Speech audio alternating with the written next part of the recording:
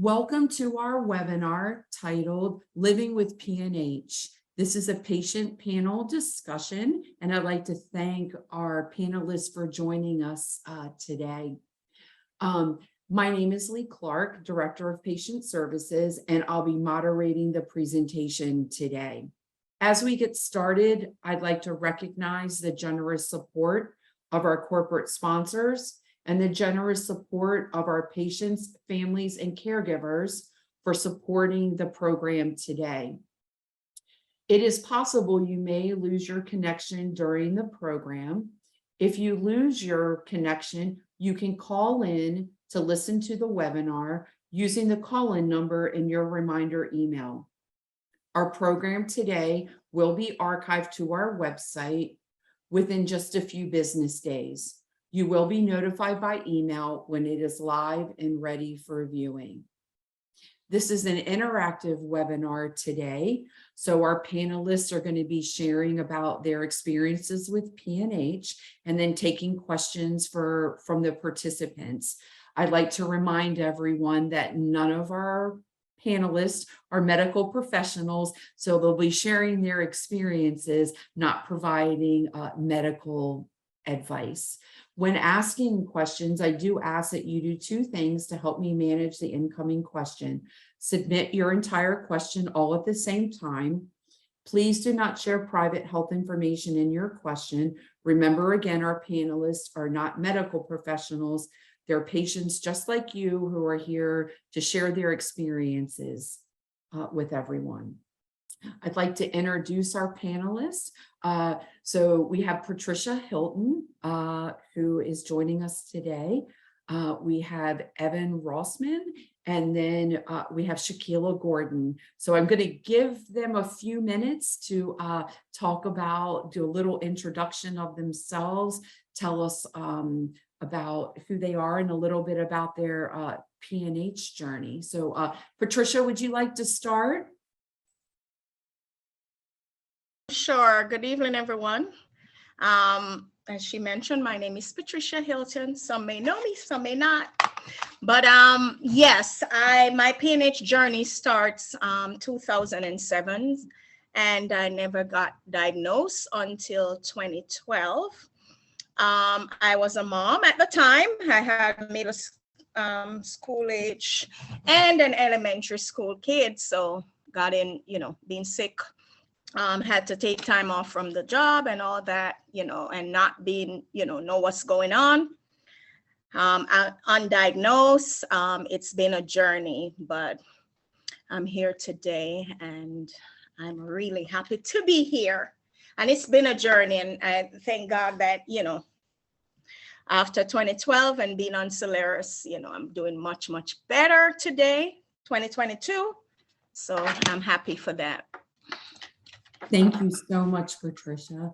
Shaquilla, would you like to go next?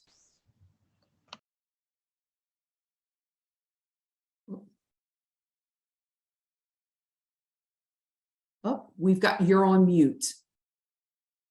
Sorry.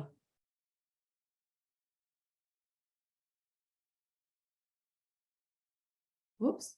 Okay, there we go. There you go. It got stuck for a second. I'm trying to get myself off of mute. Yes, again, my name is Shaquilla Gordon. I have PNH. My journey with PNH started around 2015, all of 2016. So it took over a year to get diagnosed. When I got diagnosed with PNH in May of 2017, I started Solaris, and I had been on Solaris until March of 2021. Because I was no longer responding to Solaris, I started using Empaveli in good faith until it was approved fall of last year. So I do self-infuse at home.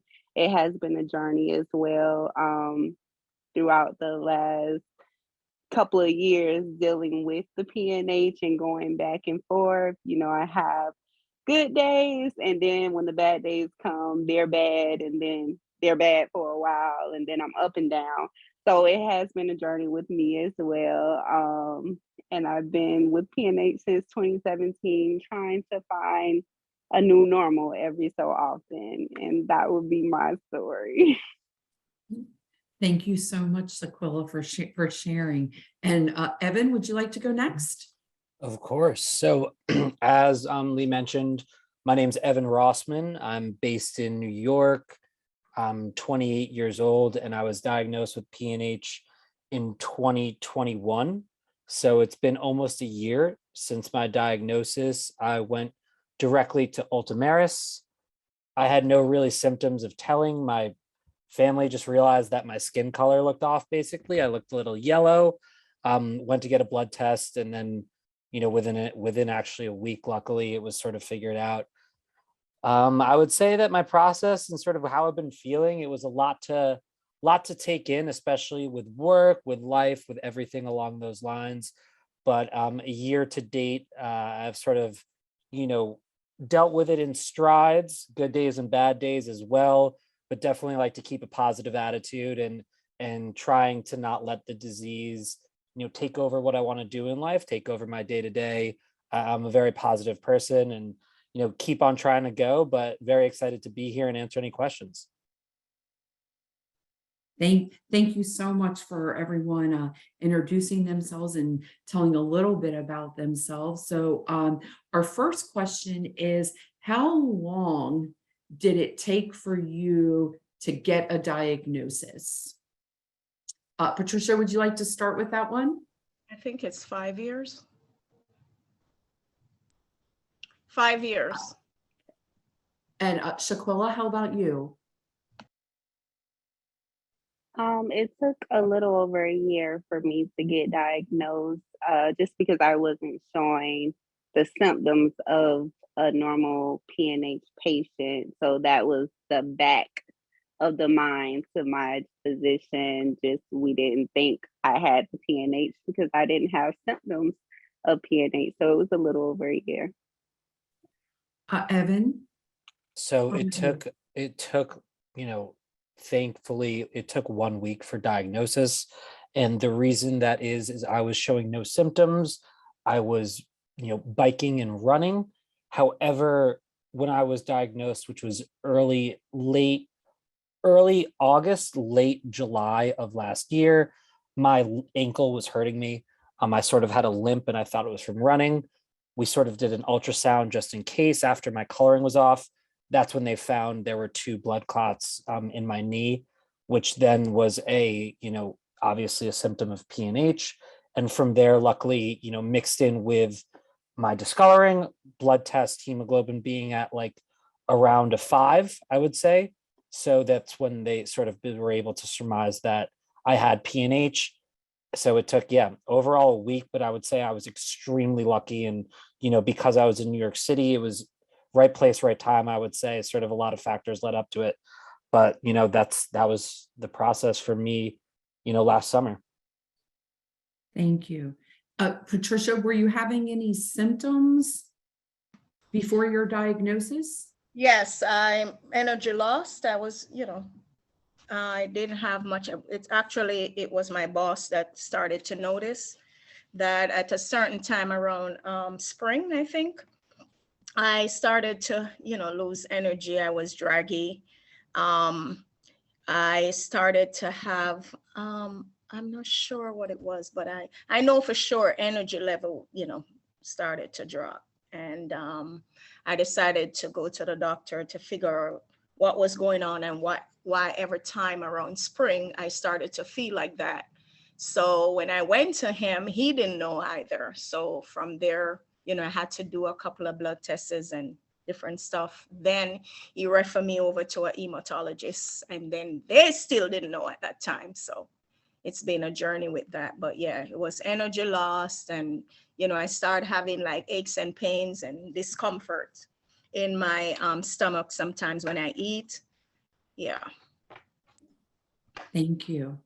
While you were going through the process of diagnosis, did your doctors tell you they thought it was a different diagnosis? Like what were they looking for, and what were some of the things that they told you could be what was going on with you?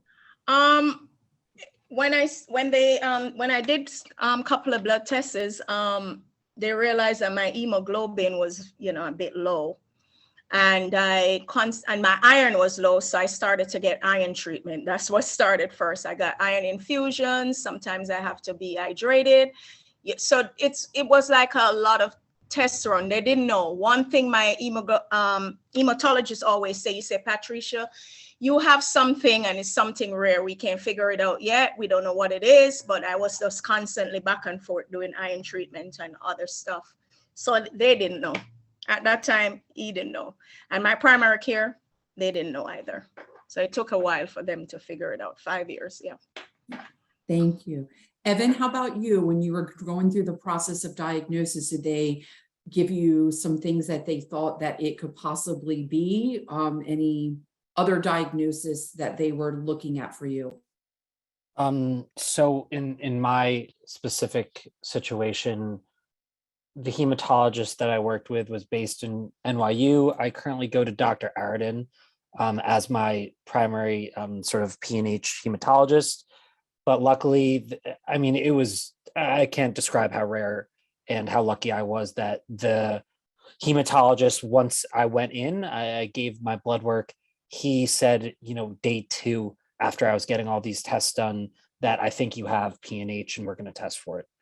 I know it sounds sort of, every other experience, 5 years, a year, it's a lot different.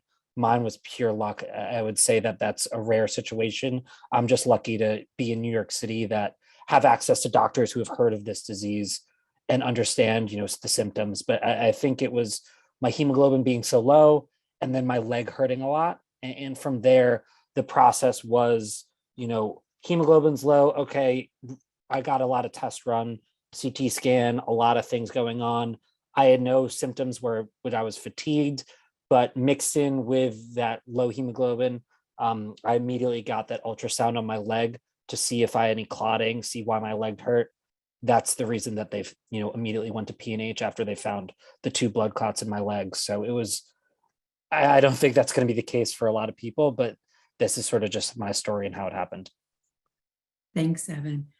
Shaquilla, how about you? What were they telling you about while you were going through the phase of treatment? Did they give you any suggestions that were different than PNH that was potentially your diagnosis?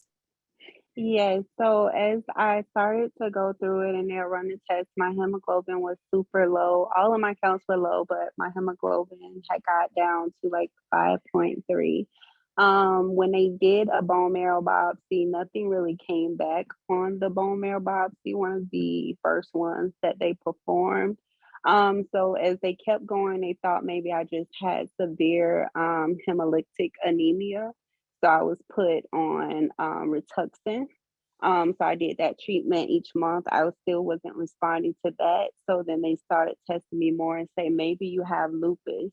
So we'll try that. We'll try to test you out for that lupus. And then it went to, let's see if it's aplastic, based on the second one, the second bone marrow biopsy. But then they came back, and during this time I started to get real sick. So we know it's more than hemolytic anemia. We know it's not lupus. Aplastic anemia was far-fetched for them because my bone marrow functionality was still over 20%.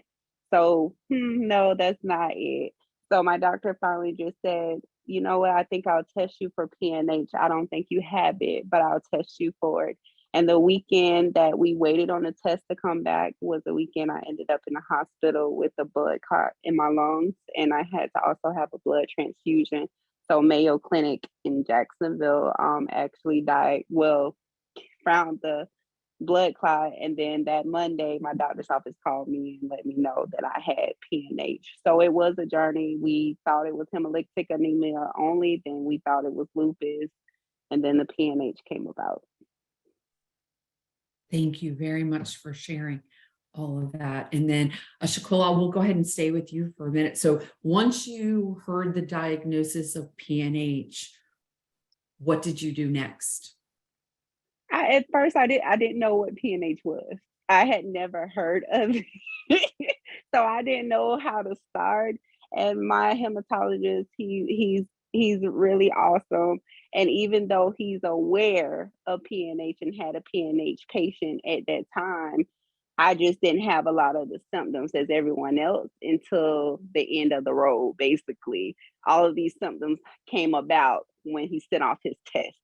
So basically, when I heard of it, I didn't know what to think or how to feel. And then I find out it's only 2 to 3 cases in a million and all of these different things. And it's so rare. So now my head is spinning like, what's next? Am I going to die? Am I going to like, what's going to happen? So as I got educated on PNH and exactly what it was and the limited access we have to medications, because when I was diagnosed, I think it was only 2 out at that time, Solaris and Ultomeris, I believe. But I didn't know what to think, honestly, because I didn't know what it was. Like, I didn't even know where to start or how to comprehend it. I would say that. Thank you so much. Evan, how about you? What did you do once you got the diagnosis? So, as with anyone, I don't think I had any idea what PNH is, and I haven't heard of the disease. So I did a lot of research. I did almost too much research, I would say, for my own good, in the sense I went down a lot of roads, a lot of information, websites, understanding what treatments are, what's life going to be like, what's your life expectancy, X, Y, and Z. And it was daunting, to say the least. It was overwhelming, scary, as someone who had not really any medical issues up to this point. I was 27 at the time. I didn't know what it was going to do to my future, my life, how I live it. But luckily, hematologist, Dr. Aridin, incredible sources of knowledge, really calmed me down, make me understand that we are so much further than we were 5 years ago, if not 10 years ago. Moving forward, it's going to be even, more likely that there'll be more and more treatments, easier to take. The research is scary, and it definitely could give you a lot of information, but I would suggest that in my case, talking to a hematologist, talking to your doctor, they'll be able to tell you, what's actually going to happen, how we're going to deal with it, how we're going to move forward. It really calmed me down, but I would say it's scary in the beginning. I know, and there's information out there that you have to pick and choose, but I would say talking to my doctor was the best advice I got, and really helped me understand where the disease at right now, how it's going to affect you, how we can move forward. Thanks, Evan. Patricia, how about you? I would say the same. Scary. At one point, I thought this was it. I thought this is it. It's over. It took a long time for me, though. It was a journey, but I think I got plugged into a lot of information early. I didn't go on the internet. I didn't do that one because I heard, they had something to say you don't live past 10 years. And so I didn't do much of that research at all. But I heard that. But early I got a lot of help, and I started to conferences, and I had a mentor too. So it, kind of steered me in the direction I'm going. And I don't remember how I got into Dr. Arrington, but I think Dr. Arrington was part of my team with my doctor. So they were working with him. So I was put on treatment. And from there on, conferences helped me a lot though. And my mentor.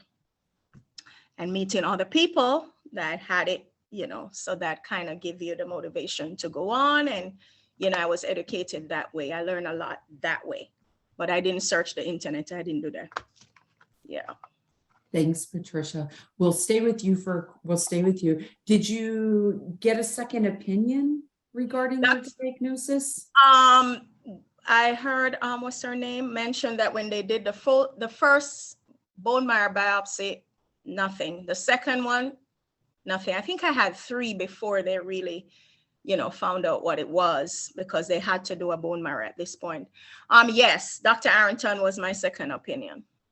So that's where the journey starts with Dr. Arrington. So he had to work with the hematologist and my primary care here in New Jersey, but Dr. Arrington was a second opinion. Thank you. Evan, did you get a second opinion? Yeah, I had received a second opinion at Johns Hopkins in Baltimore. I forgot. I think it's Dr. Brodsky. I need to. The name is escaping me right now. I'll be able to find it, but after it was sort of for me, it was very clear. Once I was diagnosed that it was PNH, but I got a second opinion to understand what treatments there are, what would work for me, and sort of if another doctor agreed, another hematologist agreed that I had it. Thank you. Shaquilla, did you seek a second opinion after diagnosis? I did, and currently I'm still under that position as well at Moffitt Cancer Center in Tampa, Florida. So I did go down to Moffitt just to get my hematologist. He's awesome, but with this disease and how rare it is, and how limited, you know, it could be, like a lot of physicians, they don't know what PNH is fully. So even when I have ER visits, I'm going in and they're asking me what they should be doing for me.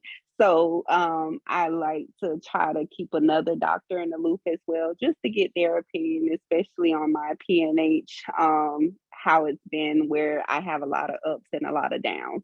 So yes, I went to Moffitt Cancer Center in Tampa about 3 years ago, and I had to start my visits back up recently because I'm now on that downward spiral all over again. Thank you. Shakilla, we'll stay with you here.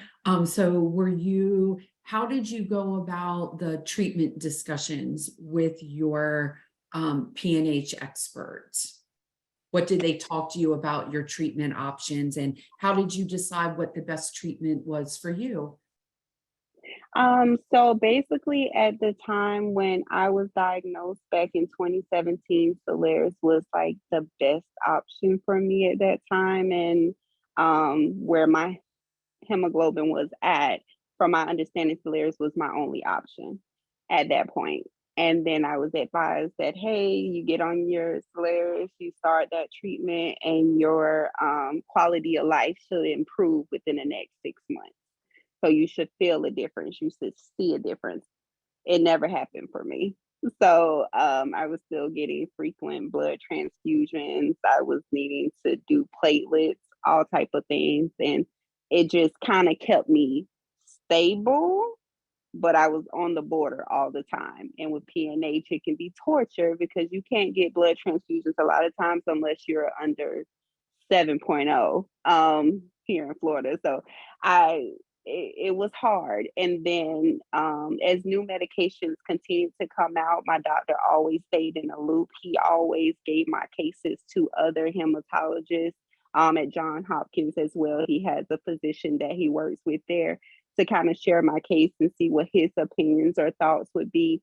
Anytime any clinical trials was about, he will let me know about the clinical trials. I even attempted to sign up for one, but they let him know that I was too sick to be involved in the clinical trial, so I couldn't get a part of that until Empaveli came out. So he pleaded with them and asked if I can use it in good faith. So basically, me and my physician, we work very closely together. We stay on top of things, and he's in the know. So he lets me know. I don't have to kind of feel like I'm pulling teeth to get answers. He'll come to me and he'll let me know based on what my labs are that day. I think there's XYZ being worked on. I think there's a clinical trial here. We're going to look into that. So I work closely with my physician. Thank you so much. Evan, how about you? How did the treatment discussion go and with your physicians? So with my physicians, it was last summer. And so Ultomiris was sort of the main, drug, at least at that time, that they believed would be the most successful. It's been 1 year, and so I got one blood transfusion and an iron infusion. But my hemoglobin was at a 5 flat. And now with Ultomiris, it's been stable at like around a 12. So my body's been taking to it. It's been going really well, and Ultomiris has been sort of the treatment for me. Obviously, as that changes with clinical trials or anything else going on, I'm very up to date and talk to my doctor to make sure our relationship is close about any suggestions or recommendations. but it was sort of, that was what they would recommend at the time. After getting a second opinion, both doctors said Ultomiris.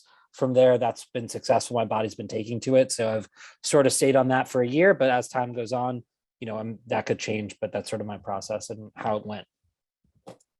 Thanks, Evan. Patricia, how about you? How did the treatment discussion go with your physician at the time of a diagnosis? I think we had a meeting, social worker was involved, my primary care, my hematologist at the time, because I still didn't know what PNH is, still didn't know what Celeris is. So it's a meeting that we had to have a discussion, but I think I had to go into Dr. Arrington with my family as well. And we had that discussion along with blood work, and they said that was, the best treatment out there at the time. So that's why I'm on Celeris. But I didn't mention this. I don't only have PNH, I also have aplastic anemia. So I'm battling both. So yeah. So Celeris is what I'm using now. And it seems to be working. Thanks, Patricia.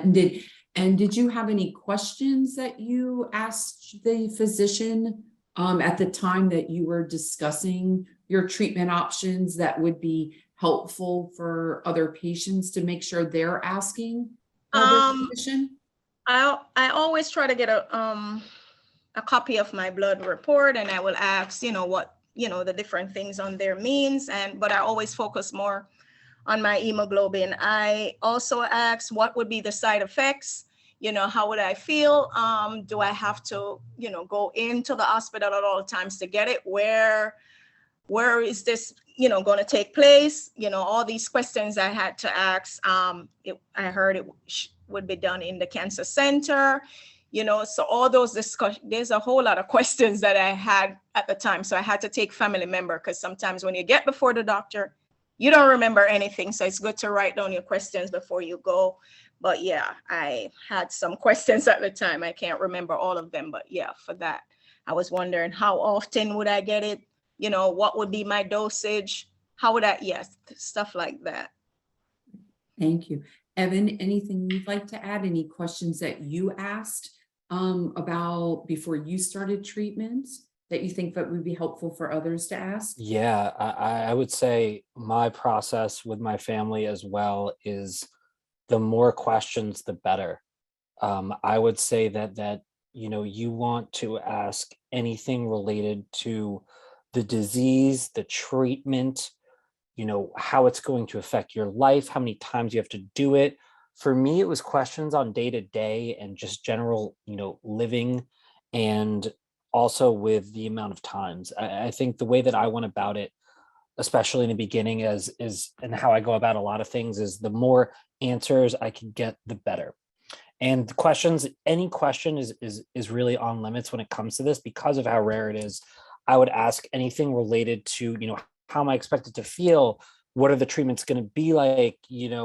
How often will it have to be? What's going to be the feeling when I am at the end of those 8 weeks period? Am I going to feel like this?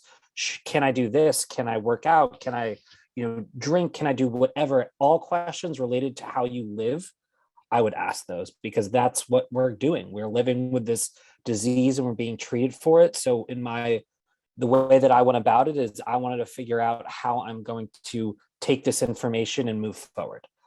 So I really recommend doing that. And I think don't feel, uncomfortable to ask certain questions about whatever it may be.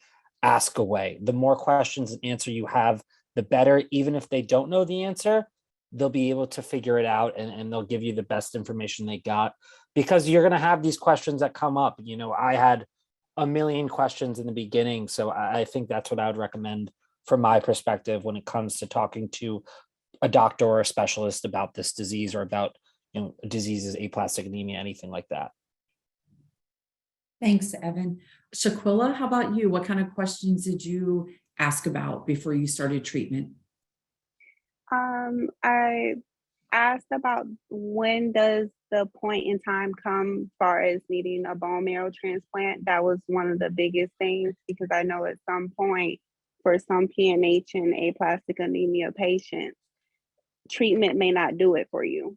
or it may no longer do it for you. So that was always a question in the back of my mind if I would ever at some point need a bone marrow transplant, and what process that would be to follow. Also, I always question all of my labs, and if things are too low, what would happen if it get below this point? What should we do if it's below this point? What can we do to increase the count? How, what options are there? So you always want to just ask questions and try to advocate for yourself as much as possible, and research your labs and research what every lab is. That way you can kind of get a better understanding of what it may mean for you. The disease itself is very rare and it's very complicated. And believe it or not, it's not a lot of physicians that's aware or know exactly what PNH is. And sometimes you just feel like you're just your own advocate. So, even walking into an ER and you're having to tell them what's happening with you and what they should or shouldn't do. So I just try to ask as many questions as I can, and hypothetical questions, whether it's good or bad. Thank you. Patricia, this question is for you. Have you considered switching from Soliris to Ultramarys? No, I've been asked that question several times. No, I'm not going to switch. Okay. And the reason for that is PNH is not really much of a problem for me as a patient. It's pretty much the aplastic anemia. And from my knowledge of Ultramarys, it wasn't going to do any difference with the aplastic anemia and with the PNH. So for me, that's a discussion that I had with my hematologist. And I decided I wasn't going to switch unless there's something that would help both disease for me, then I would switch, but no. And I still didn't switch. And my hemoglobin, I haven't gotten a blood transfusion in a year. And I been getting them like every month ever since. And it's been a year since I haven't gotten a blood transfusion. I had just decided to change up some things with my health, and that's what I did. But I'm not going to switch to Ultramarys, not now. Thank you, Patricia. And this question is for Shaquilla. How did it go with your switch from Ultramarys to Empaveli, and how did you make that decision? So I was always on Soliris. My hematologist recommend or advised against switching to Ultramarys because from my understanding and where I was within my condition, the Ultramarys was not going to work for me.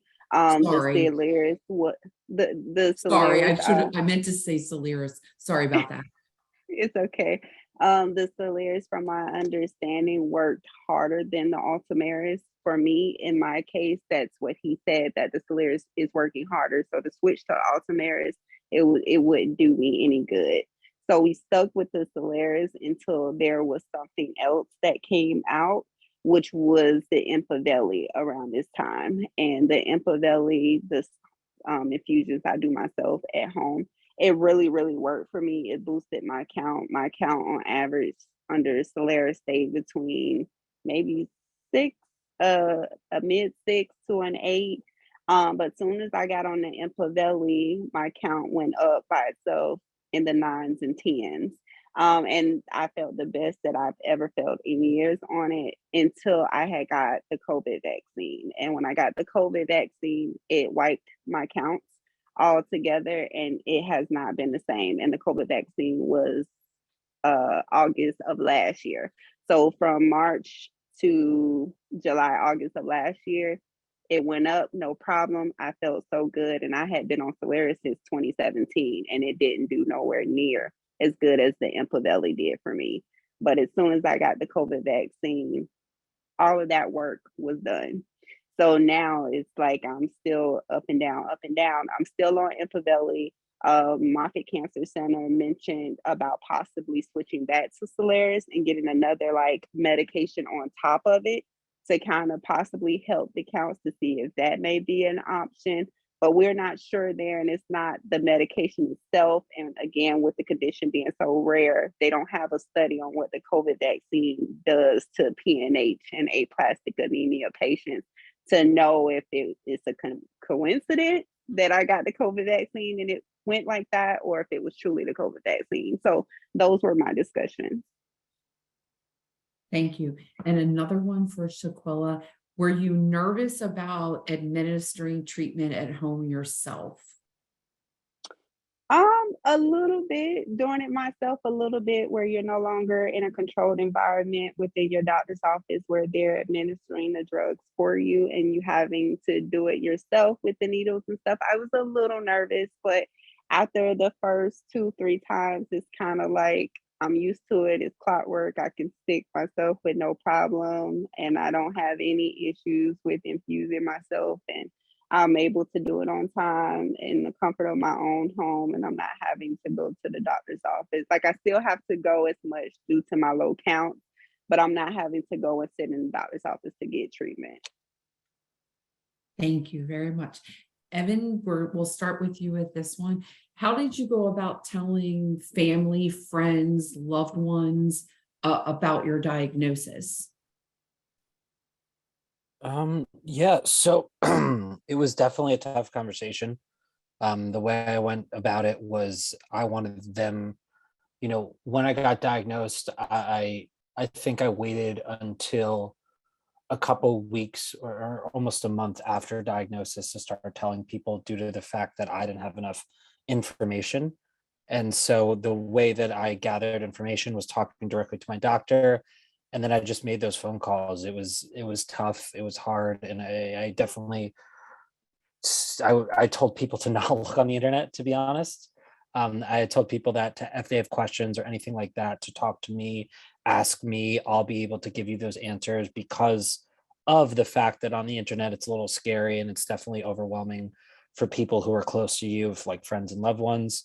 But I just had to have a lot of conversations. And I think that I told everyone that I'm close to about it, just so that they can understand, some days I'm going to be good, some days I'm going to be bad. I'm not going to be able to go to everything anymore. I'm not going to be able to, go to these events or whatever it may be. I'm going to have to be more careful about and more, pick and choose what I'm going to do when I'm feeling good or when I'm feeling bad. But I would say for me, it was definitely having everything directed and asked me rather than people going and doing research on their own, just because of the nature of the disease, the rarity of it, and sort of, what's online versus what a medical professional can tell you. Thank you. Patricia, how about you? How did you go about talking about your PNH with people in your life?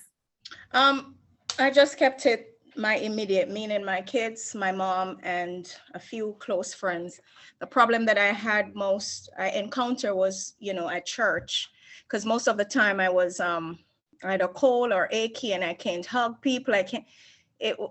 So I tried to do it the best way I can. But what I did was taking, a couple of people to the conferences, because sometimes I just don't know how to explain it to them. And I think that did a lot. So I keep taking different people to the conferences so they can learn, from there. So that's how most of my explanation went. And some people did research on their own, but that's what happened. I take them to the conferences. Thank including you. my family. My mom did, my son. So yeah, that's how we do it. Mom goes one time, my son goes another time, and then my friends go. Yeah.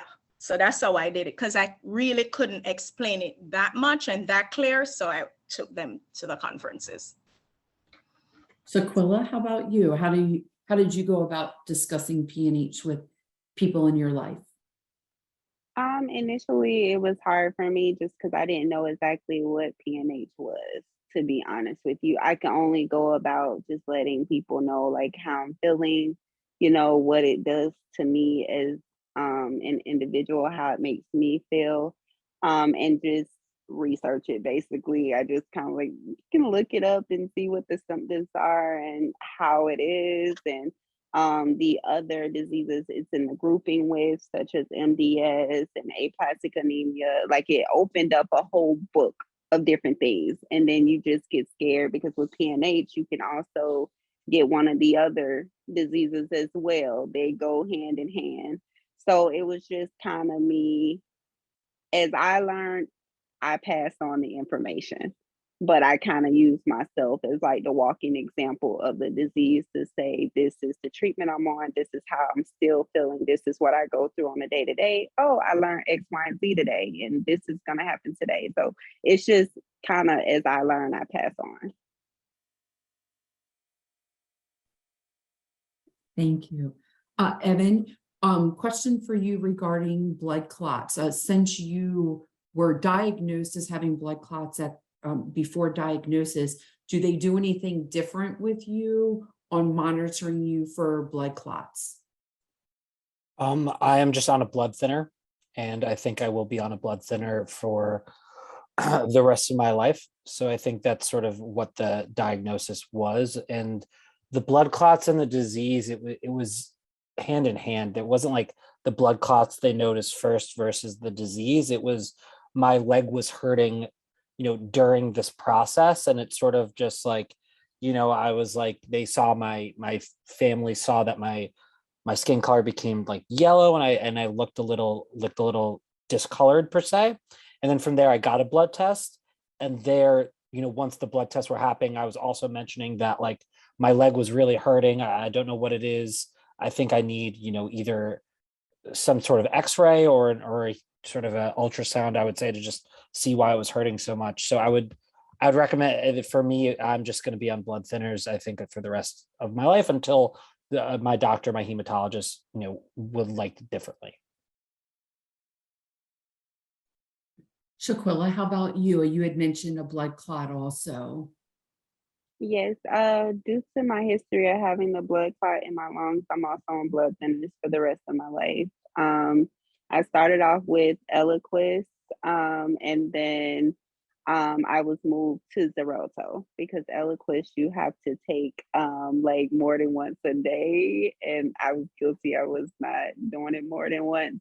So I was put on Xarelto, and I only take one a day, but I have to take the blood thinners for the rest of my life to prevent any further blood clots.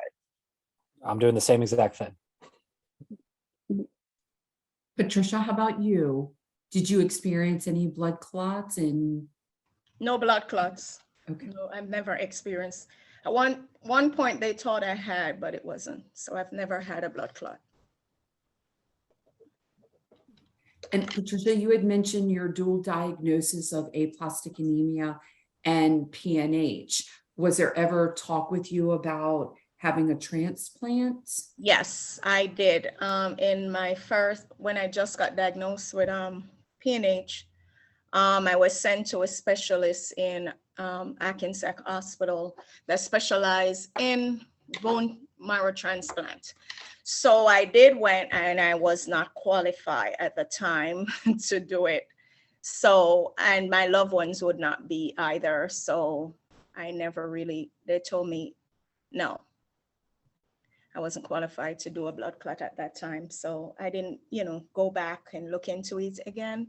But I did went to see if I was a candidate for bone marrow transplant. Evan, or did they ever discuss with you about a transplant? That discussion was in the beginning, but due to my age, they highly recommended against it for right now. Also, due to my taking on with the treatment, it wasn't something that would be needed. It would sort of similar to be an overcorrection, I would say. That's what my doctor said. But I think, as time goes on, as I get older, that could change. But sort of the initial diagnosis and how my body's been taking to the treatment, it was not needed. Shaquilla, how about you? Was there a discussion with you about transplant? There was discussion with me about bone marrow transplant as a possibility, just because as we go on, my last bone marrow biopsy was done July of this year. Your bone marrow functionality should be 100% minus whatever your age is. I'm 32 years old, and my functionality should be between 68 and 70% or so. But now I'm down to 35% with they believe it's going into mild aplastic anemia. So at some point, I would need a bone marrow transplant, but it's not something that I have to have right now. So we're looking into any other options or treatments that I can have, even if it means possibly going back on Solaris with additional medication to pile on top of it as a complement to kind of help the drug to see what happens. But it's just right now, there's just options instead of jumping into the bone marrow transplant because there's other things that go along with that and different risks. So I've been talking heavily with my second hematologist and the hematologist that I currently have primarily. So it's only been discussions, but nothing that I myself want to do right away at the moment. I don't feel like I need it at the moment. I'm still functioning and fighting for different treatments and alternatives prior to going that route. Thank you. Evan, we'll start with you first. How is life different today than it was prior to diagnosis of PNH? Yeah, I would say, very different, in the sense of just knowing and understanding and how I sort of, how I go about life. I think my outlook is different, but I would say that with these treatments, I get Ultomiris every 8 weeks. I've been really more focused on making sure that I'm in good health, that I'm focusing on that. It's definitely mentally hard. It's tough. It's tough to talk about, tough to understand, wrap your head around, understand that, at my age, especially, everyone's healthy for the most part, living their life, and I'm, not. I have something I have to deal with, understand, have certain precautions, and I'm having to figure that out and work on it. But I would say that, it's been something that it took me a while in the beginning, and the while, I mean, a couple months to wrap my head around. But I think at this point, almost a year after diagnosis, I'm way better than I was before. That initial diagnosis, in the sense that I've come to terms with it, accepted it, and just ready to, move on with my life as normal as I can. That was before the diagnosis. So I would say it takes a while to accept it, but once I've accepted it, I'm a more positive, I'm a positive person, and I think that I can continue to, lead my life at the best of my ability when it comes to relationships, working, health. That's what I really want to do, or sort of experience and living your life. So I would say it's a lot different than it was before, but I think I've grown and really taken it in stride, and that's what I would recommend for people in a similar position. And Evan, with work, did you have to have a discussion with folks at work about your diagnosis, and how did you have those discussions? Great question. And so I actually switched firms during this process. So I was at one company and then I switched to another. I have not talked to work about the diagnosis or about the situation. It's something that, I've only been at this company now a year. My other company, I was at a longer period of time. I would have felt more comfortable, but just with the current situation, my current tenure at the company, I did not want to, tell other colleagues or go into more detail. But as I get more comfortable, I think that's something that I definitely will say, in the fact that, if I'm tired or if I'm, doing the treatments, I'll let them know. But as of right now, to be very honest, I have not let my colleagues or work know that I have the disease. That's just because I think that I wanted to not be treated differently in the work field at this point in time. But, as it luckily in my case specifically hasn't affected my work, other than those treatments that I've tried to be scheduled later in the day. But I think that I was a little less comfortable in telling work colleagues about it. But as I've been at this company for longer, I think I'm definitely going to start to share, with the disease, what I have, and really try to advocate for it even more than I have been doing currently. But that's sort of where I stand when it comes to my work relationship and in mentioning the disease. Thanks, Evan. Patricia, how about you? I would say it's a choice if you want to share or not. But it took me, I had to know, get to know the people I'm working with before I discussed that, because I didn't want it to be treated differently. And I also didn't want to lose my job because I have, to take off time every 2 weeks. So I had to get comfortable with them before I had that discussion. But what I try to, most of the time when I, look for a job in my field, I try to not take one for Tuesdays. It was Wednesdays before, but now we switched to Tuesdays. So I try not to work on a Wednesday for some reason. I just look for a job that I don't have to work on a Wednesday until, I start getting comfortable with the people that I'm working for. But it took a while for me to discuss that, because you really have to be comfortable with the people you're working with to just disclose all of your medical information like that. And I was blessed to be working with a couple of doctors, so it was kind of a little easier to, talk about it. And they didn't know much about it either. They did it in medical school, not knowing they would actually stand before a patient with PNH. So that was interesting. So, I got a pass with that. And I think I had like 3 different families at the time. So I think I waited like 6 months or a year before I told them. And Thanks, Patricia. And how is your life different today than it was before PNH? oh, it's a whole different. Dating is different. Let me say that one. Dating is different. Yeah, my whole life has changed because what happened, my work schedule has to change. I can't work as how I used to work before PNH, because you're not sure which day you're going to be up, which day you're going to be down. And it was a roller coaster ride for me. It was a long, long, long journey, a roller coaster ride. So it has changed a whole lot of my life. And I had kids also, so it changed a lot. I could not go on vacations with everyone. I could not, go out and have a party with, my friends. I couldn't plan trips because I don't know if I'm going to get sick today. I don't know what is going to happen. We had to do last minute stuff. If we're flying out, we got a book to fly out. It's last minute. It did a whole lot of changes in my life. I'm just kind of having a normal lifestyle right now.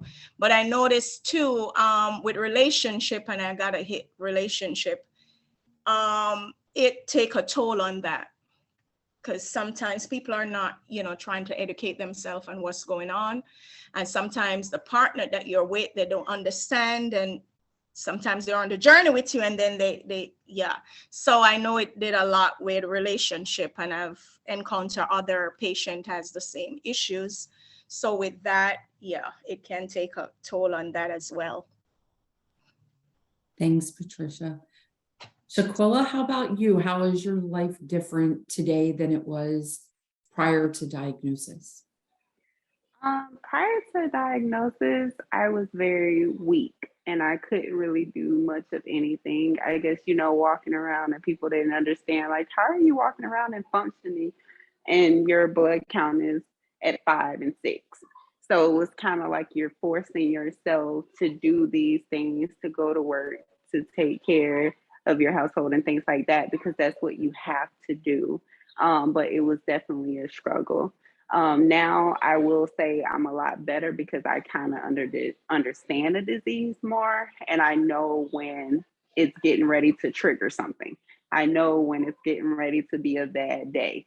So I can kind of prepare myself and make sure I have that time and space just to rest, because now at this point, I can't let the disease run me. I have to kind of try to help manage it. So throughout the years, I've learned how to kind of live with it without it completely taking over everything. And once you get diagnosed, you still have the supportive medication as far as your treatments and blood transfusions as needed, different medications that you can take outside of your treatments to kind of help the symptoms you may have for low blood counts and stuff like that. Like I have to take migraine medication just because when my counts get low, migraine get to going, and it's nothing you can really do. So I've just learned how to live with it. Luckily, I have a job where I have protected leave. So I can just take my leave as necessary, but at the same time, I don't want to, you get to, in your conscience, it's like, I don't want them to think I'm abusing it or I'm calling out FMLA every other day and just kind of using it as its vacation. So you get to feeling bad for taking that time off, even though you're sick. It's nothing you can do. So I do let like my close leadership know, like when I was first diagnosed, this is what I'm going through. This is what I have, and I'm going to have treatments every so often on this day, every other week. And I may need a day or two off here and there just because this is what it is. So I just had that one initial conversation, and then they had my paperwork and stuff for my leave. So they know that I had it. And from there, I just try to say, don't feel guilty. You got it. You know, you come to work when you can come to work. And if you're having too much of an off day, take a step back.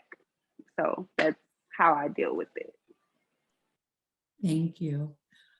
Currently, there are no oral medications available for patients.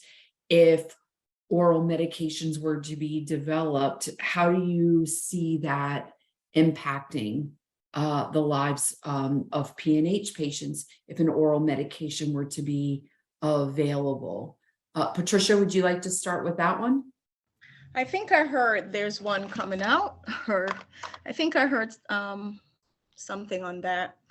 I'm thinking about it as well, because at least it will, I'll get some of that time back, and I would be able to work more, put in more hours, and do more things, because I wouldn't have to go to the hospital at this time. So yeah, I will consider doing that. I'll get some normalcy from that, because I wouldn't have to be using a port or getting stick in my veins or sticking myself or anything like that. So I think I'll definitely look into the oral medication. Thanks, Patricia. Evan, how about you? I would definitely look into the oral medication and start using it. It would allow me to have a little more control on when I could travel. It wouldn't tie me down to an infusion center. I think that's really the main difference in from my experience in my life is definitely, every 8 weeks having to go to an infusion center, sit there for an hour and, feel that sort of tiredness up to that point, the 3 days before it. Having this oral medication will allow more freedom for me to, go to certain events, to get back to sort of my homeostasis, to get back to my normalcy when I feel right after I have that treatment. So I would definitely look into it. And I know from my knowledge that that's definitely something they are working on, and something that, hopefully will be around in the next 2 to 3 years, forsaken everything goes correctly. But it's something I would greatly appreciate, as it would, like we said, like I think everyone here on this panel said, it's hard to find something to get us back to normal, to get us back to our day to day. This is just a step in the right direction. So I would definitely look forward to taking that and moving forward with that oral process. So Quilla, how about you? I feel like I've just been through the washing machine, to be honest. So I would not count it out. I would definitely be interested in trying it to see how it may help me.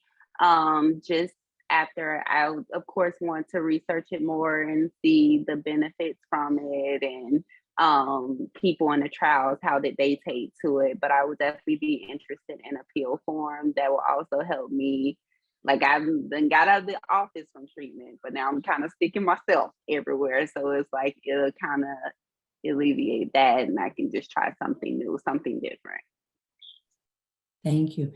And our last question, because we're a little over the hour, Patricia, I'll let you go first. What's your best advice for PNH patients? My best advice is, because I try to get a a support team, meaning an support team at home, because there are going to be days when you actually can't do anything. So get, people on board, try to get maybe close friends, close family member, discuss what's going on, because you're going to need that support, and try to be the best advocate for yourself. And I mentioned earlier, if you have questions, please write them down. And it's always good to take somebody else with you to your appointments. So just in case there's a question that you may not ask, but your family member will, or a friend, but try to get a good support system. I had that, and I think that's where I'm at today. I had a support system. So, if I can't make dinner, somebody will make dinner for the kids. If I can't do this, then somebody will accompany me to the doctor, So try to find at least 2 people that you can confide in and share what's going on and get the support that you need. Thank you. Evan, best I- advice. yeah, best advice. I mean, I would say definitely, support system. I couldn't agree. Support system more is so important. But I mean, other than support system, the one thing that I would recommend to people is that, understand how you're feeling, and really make sure that you understand that it's not going to be every day is going to be good, every day is going to be bad. Control what you can control. And when it comes to that, when you're feeling bad, it's okay. It's okay to feel bad. You're not going to feel great every day, but realize that no one feels great every single day. That's not how life works. The reason I'm here and where I'm at and how much I've improved is really gaining over it mentally. And like I think Shaquilla said, is not letting PNH control you. I think when it comes to this disease, it could get overwhelming. The information, the doctors, what you're being told to do, what you were told to happen. It's a lot of things at once. Control what you can control, and still try to live your life to what you can. And you can live a happy and successful and great life if your mind and you're set to it. I couldn't recommend that more. Don't get down on yourself more than you're already going to be down, because you have this. It's something that it's out of our control. It is something that we are, it's not genetic. It is 1 in a million. You know what I mean? Don't feel like this, I did whatever I did up to this point led me here. It didn't. It's completely random. Control what you can control, and just stay strong, and have people around you that are going to support you, and keep on moving forward, and do what you want to do. Set your mind to something, go do it, but understand that day it couldn't work out because you feel down. The next day, different mentality, you could do whatever you would like. That's what I'd recommend moving forward. And talking to people, talking to this panel, I would assume that can reach out to me, especially if you have any more questions or anything like that. I'm more than willing to talk to people about it, more than willing to understand how I'm feeling. Just get it out there, talk about it, have a good mental state about it. And from there, you can move forward, and, we'll all get through this together. Thanks, Evan. Shaquilla, how about you? What's your best advice for PNH patients? Ooh, my best advice, it always starts out with that support system. You need that support system, especially in the beginning. When everything is going to be coming at you at once, it's going to seem. You went through this work of figuring out what was wrong with you. Now you know what's wrong with you. Now you're going into treatment. Now you're having a balanced work life and all of that stuff with your health. So the support system to me, outside of that, is being your biggest advocate, regardless of what. Continue to advocate for yourself. Continue to research for yourself. This disease there's different developments out there on it, different research going on with it. Just continue to advocate for yourself and educate yourself. And then the biggest thing I learned is to step outside of the negative.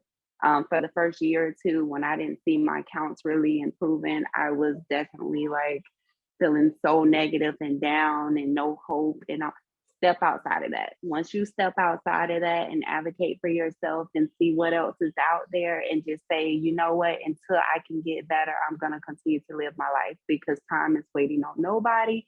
So you continue to live your life and take it day at a time. Take it a day at a time. And the days that you just need to fall back and relax, do not feel bad. You have to take care of yourself before you can do anything else. So I definitely feel like continue just to live your life. Live your life the best way you can. Live it the best way you know how. Write down your goals. Go out for your goals while you continue to advocate for yourself and just have your support system as backup when you need to fall, on them or anyone for any assistance. And that's all the advice that I really have that I'm currently living by. Well, thank you so much, Evan, Patricia, and Sequilla, for sharing your time and your expertise with all of us today. And I just want to talk about, you guys mentioned a lot of great resources for PNH patients. So I, want to let everyone know that we do have support groups here at the foundation, that everyone is welcome to join to be able to discuss experiences and learn from others. We also have educational materials that you're available to download from our website, or you can reach out to us and share. We're able to send you information by mail. We also have a PNH travel assistance fund for patients, and this fund is open to all US-based PNH patients. You can apply for a grant with us to see a second opinion. I know all of our panelists talked about the importance of getting that second opinion to make sure they had the right diagnosis, that their treatment options were laid out for them so they could make the best advice, make the best decisions for themselves. And then, as Patricia talked about, it's our patient and family conferences. We bring in the world's leading experts about PNH to talk to PNH patients about their diagnosis, their treatment options, what's happening in the world of PNH, where we're going with research, and the ability to connect with others in person. That's so important to be able to talk, talk with others. So we have a lot of resources for PNH patients, and you can find those resources on our website, or you're welcome at any time if you have any questions to send us an email to help@aamds.org. Call our helpline at 800-747-2820. And if you ever have any questions, you can also send them to us on our Facebook page. So on behalf of the Aplastic Anemia and MDS International Foundation, I'd like to thank everyone for joining us today, making us your resource of choice for information on bone marrow failure diseases. Our medical advisory board and team are always here to support you and your family, as we've done for the past 39 years. This concludes our program. Thank you again, Evan, Patricia, and Shaquilla. Thank you so much for sharing your stories. Remember, guys, the walk is on Sunday. Correct. Thank you, T-shirt. Patricia. Yeah, Get to the so walk come in out to New Jersey and walk with us. Come out to New Jersey and walk with us. I am a big fan of the walk. Please come Yes. out and walk with us. Your guy, you mentioned that he's in New York. Drive over. Yeah. Come out and Yes. support us. New Jersey. Here's my shirt. I've been wearing them all week. So come out and support. Thanks, All Patricia. right. Bye. Bye-bye. Take care, everyone.